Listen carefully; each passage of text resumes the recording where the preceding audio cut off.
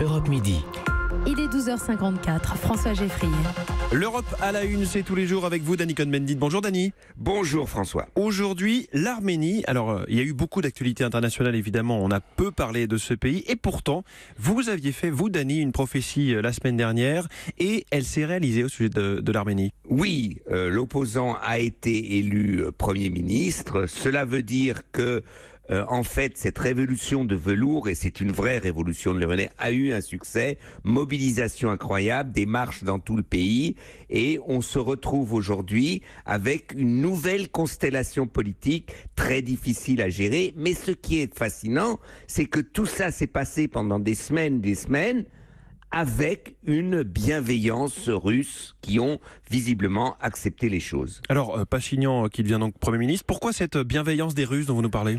Bien, parce que, en fait, Pachinian était intelligent. Il n'a pas remis en cause l'alliance avec la Russie. L'Arménie a besoin de la force militaire de soutien des Russes dans le conflit dans le Haut-Karabakh. Et économiquement, l'Arménie est complètement liée à Gazprom, liée à la Russie.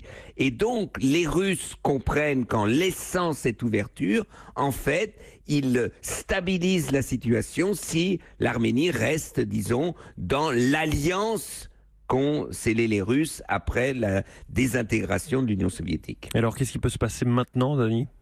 Eh bien, ce qui peut se passer, ce qui est difficile, c'est que l'Arménie, d'un autre côté, a besoin de s'ouvrir à l'Europe, économiquement. Et donc, l'Arménie est un peu dans la situation de l'Ukraine, rester alliée avec la Russie, tout en s'ouvrant à l'Europe, sans réveiller, disons, une agressivité de l'ours russe. C'est un peu la quadrature du cercle, mais ça, on va voir si l'intelligence du Premier ministre, du nouveau Premier ministre, est telle qu'il arrivera à manier un peu les deux pour ouvrir l'Arménie vers un nouveau futur. Un nouveau futur pour l'Arménie. Merci beaucoup, Dany Cohn-Bendit, et à demain. À demain, François. Ciao, ciao.